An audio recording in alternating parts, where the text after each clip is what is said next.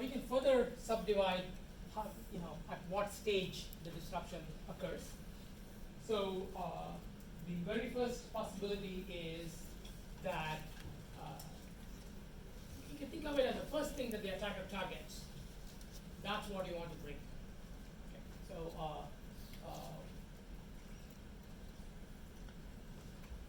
so in the case of stack canaries, the attacker is targeting return address, so you try to protect return address, or what you try to do is you try to detect when this target is being corrupted, right? So we talked about using canaries in on heaps as well. So everywhere you can try to essentially protect these targets, right? So or detect when these targets are corrupted. Okay. So this is sort of the most common type of technique that is deployed because it allows you to secure the most common targets and do that with nearly zero overhead. Right? So performance cost is very low. You get sort of the most bang for the buck. Right? So this is where most of the deployment effort goes into this category. But the problem is that there can be many targets. Right? So in general, any code pointer in your program is a target. Any data pointer in your program is a target, and even any variable could be a target. So obviously you can't protect everything using canaries or some such technique. So this approach of just securing or protecting the target is not going to be effective it's not going to be broadly effective. It's useful for dealing with the most serious or most important targets, but the less important targets cannot be secured this way. So the second approach is, the idea here is that you don't worry about how the attacker corrupts anything in memory, right? But what you want to do is you want to say, when does the payload or the attacker's code, when does it start executing and how can I stop that code from doing what the attacker wants, right? So the idea here is disrupting the payload delivery or payload execution mechanism. And we already saw this example of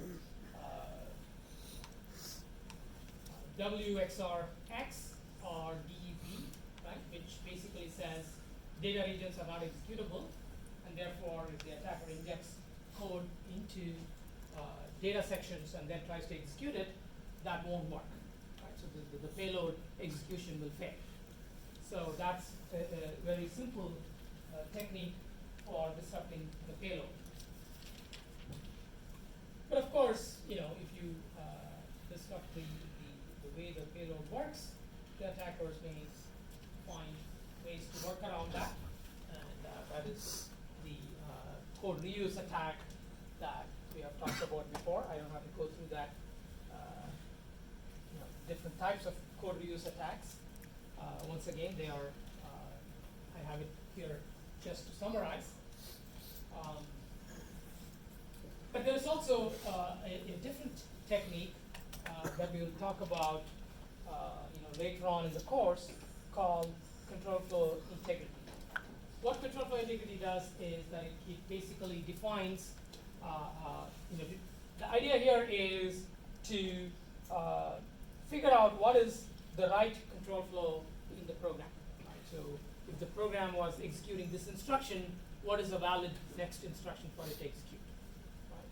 So if you can determine that by analyzing the program, and then you can enforce that this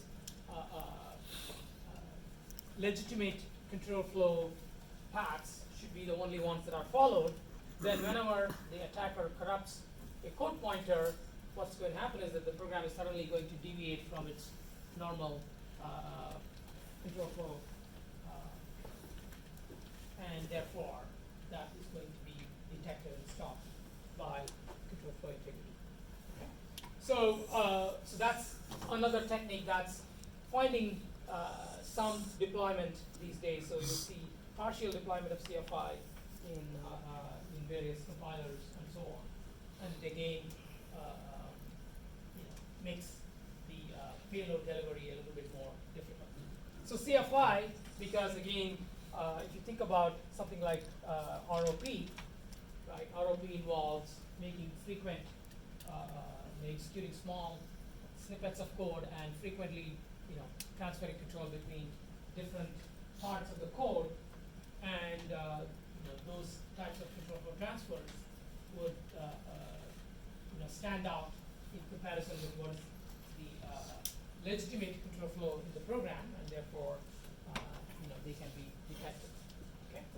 But the problem is, again, what happens is that just like attackers get around this WXRX, attackers can also get around CFI, because CFI will still allow certain control flow transfers, and then attackers can figure out how to use those control flow transfers that the CFI mechanism will allow, and still be able to carry out the attack. So essentially what happens is that you have this arms race. The defenders deploy some mechanism to make the attack harder. Actually, they deploy it thinking that the attacks would go away, but of course the attacks don't go away. The attackers simply figure out how to make their attack work in spite of this mechanism. And of course, a large fraction of the attack attempts that used to succeed will no longer work, but there may still be some that are feasible, and as such, the attacker will be able to get to. And the last one is targeting neither sort of the first mechanism we talked about. Okay, what is the first thing that the attacker targets? So we want to detect that. The second one was looking sort of at the end stage, right? The attack has taken place, the payload starts executing. Can I do something to ensure that the payload fails? Now you are sort of looking at the intermediate stage. Right? So the takeover mechanism is the mechanism. It kind of defines the boundary between when the program was when the benign program was executing on its own, but after the so when a takeover happens, then the attacker controls what this vulnerable program executes. Right? So this transition between the vulnerable program doing the thing that it's supposed to do, and the point where the attacker has taken over and controls what it does, that is the takeover mechanism. And then this class of techniques is trying to affect the takeover mechanism. And so someone asked about address space randomization, and it's a technique that falls in this category of disrupting just the point of takeover. Okay? So as we mentioned before, in order for one of these control flow hijack attacks to succeed, the attacker needs to know exactly how the program's memory is laid out.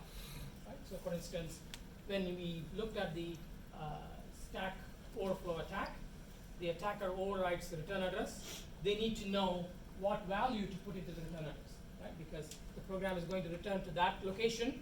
If they put in an invalid memory location, a memory location that's not even allocated to the program, then the program will simply crash, right? So for the program to execute what the attacker wants, the attacker needs to know exactly, where is the code that he injected, if that is the case, or if it's a code reuse attack, where are the gadgets that he wants to execute, that information as to the precise layout of the memory the attacker needs to know.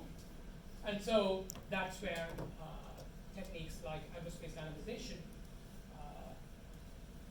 come into place. Okay, so so when we talk about disrupting the takeover mechanism, we can broadly identify two classes of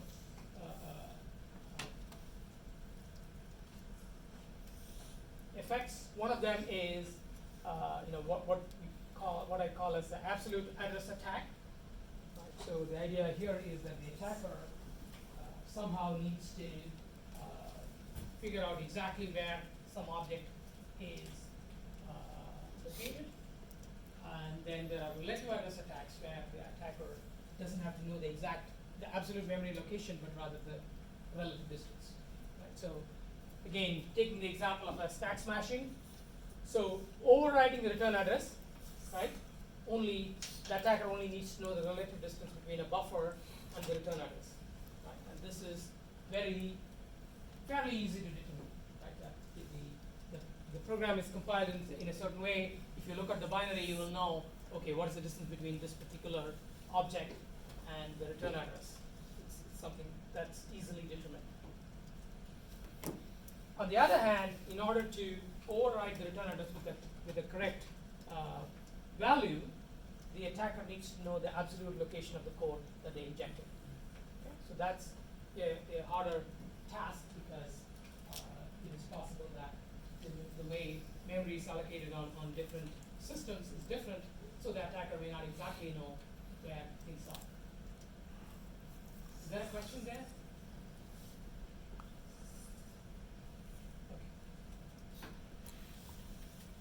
Okay, so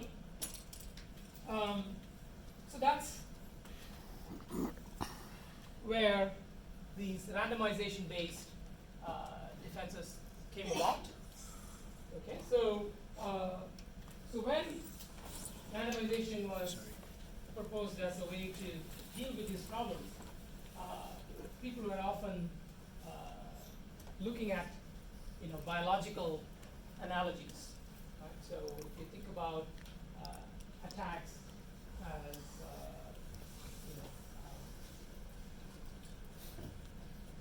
bacteria or viruses attacking, say, animals, right? So you have this thing that when there is any particular bug that infects an animal, it doesn't necessarily succeed in infecting all animals of that species, right? So because there is some variation among individuals in the species, and therefore you the bug succeeds in infecting some, and it fails in infecting the other.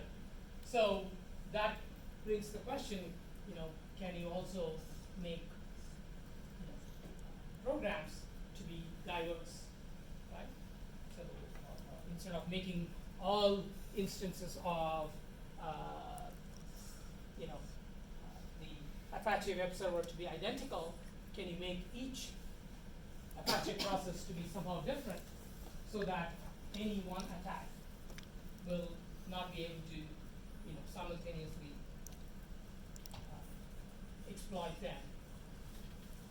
exploit all of them, right? So that's the randomization idea, but of course you have to worry about the fact that you can't just randomly throw in biological systems mutations happen randomly, and somehow that's okay. Of course, when a bad mutation occurs, the particular individual might die, and we don't want that for our servers, right? So we don't want in the natural world, right? So the vast majority of mutations are harmful and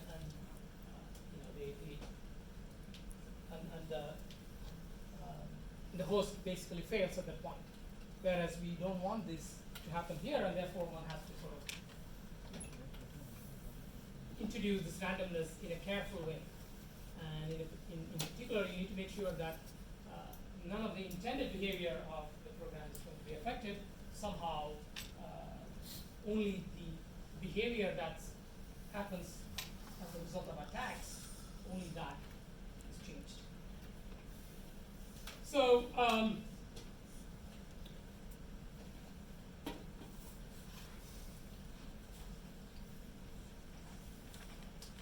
from a software engineering perspective, one can think about it as, can you say what is the intended behavior of this program, somehow model that, and then at runtime ensure that it's only the intended behavior that's exercised. Okay? This is might be easy to say at a high level, but as anybody who tries to say what their program is supposed to do, right? You realize that it is so much easier said than done. And so, essentially, that sort of a broad approach won't work. But a more narrow approach can work, which is to say, hey, in a memory corruption attack, what's happening is that there are certain invalid operations that are being used, right? So operations that are not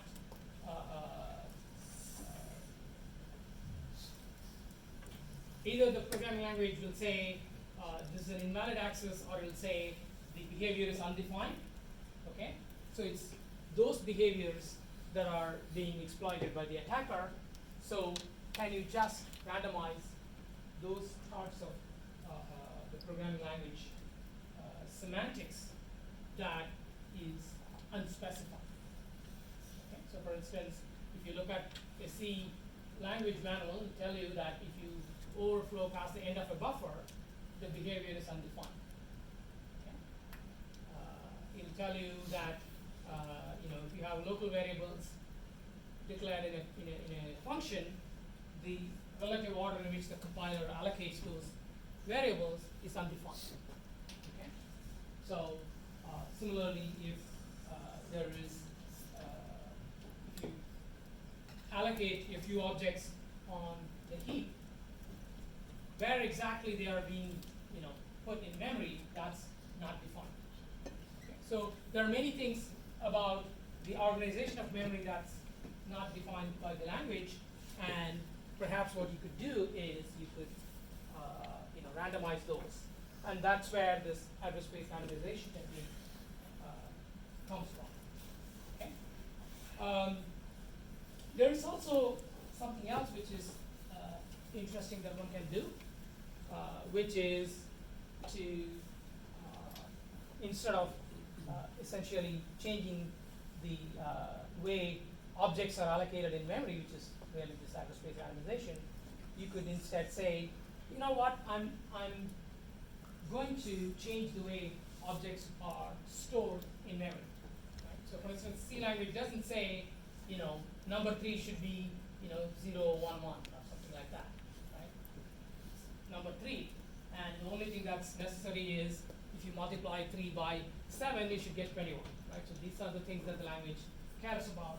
It doesn't care about how the numbers are represented as bits. So that's another place where one could throw in randomness. And then finally, there was also people looked at another technique called instruction set randomization, where the idea is that, well, for the attacker to inject their payload, they need to know exactly, because the payload has to be injected as machine code. If the attacker doesn't know what is the instruction set, they can't inject the code. Right? So there were 3 types of randomization that was proposed, and what happened was that soon after people proposed this, the data execution prevention came about, and it achieved exactly the same purpose. So it's not something that as a narrow defense, it has been taken over by other techniques. But address space randomization is widely deployed, and data space randomization is sort of an interesting thing to think about, but not necessarily to deploy. So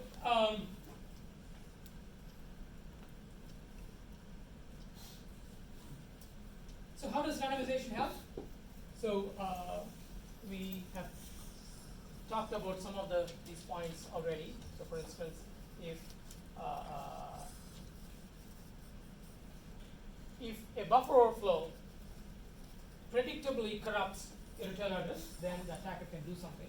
But if the attacker doesn't know how far is the distance between the buffer that is vulnerable and the return address, then they are no longer able to corrupt the return address in the way they want. Okay. So similarly, if you know the next point is about the value that is used for corruption. So what value do they overwrite on top of the existing return address?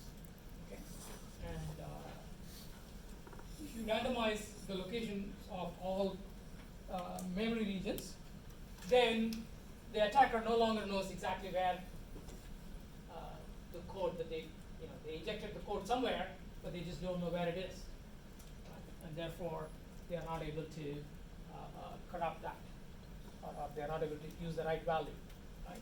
And the data space randomization is something that goes a little bit beyond, because whereas if you do address randomization, then it's just the pointer value that the attacker cannot predict. Whereas if the data itself is represented using a random representation, the attacker doesn't know. But when they overflow past the end of one object and write into the next object, what exactly does this mean? They don't know, because each data object can use its own data representation. So what this tries to show is sort of a way to think about different memory error exploits. Okay, so on the right, the goal is to corrupt the pointer value. Okay, and pretty much everything we have talked about so far involves corrupting a pointer value. Once you decide you want to corrupt a pointer value, then you can decide whether it's a code pointer you're corrupting or a data pointer that you're corrupting. Okay, and then which type of code pointer you're corrupting, and then once you corrupt it, you can either corrupt the code pointer so that it points to some existing code, or so that it points to some injected code. Okay. Similarly, when you come here and corrupt data pointers, you can make it point to some injected data or fake data that the attacker injected into the program memory, or make it point to existing data, or on this side are some data attacks where no pointer is involved.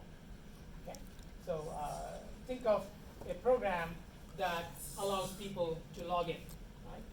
And inside the logic, there may be a Boolean variable that says the user that's trying to log in has successfully provided a password, right?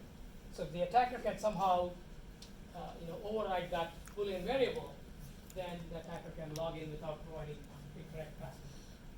So depending upon the logic and the vulnerability, it may be possible to carry out an attack without ever corrupting any pointers. And once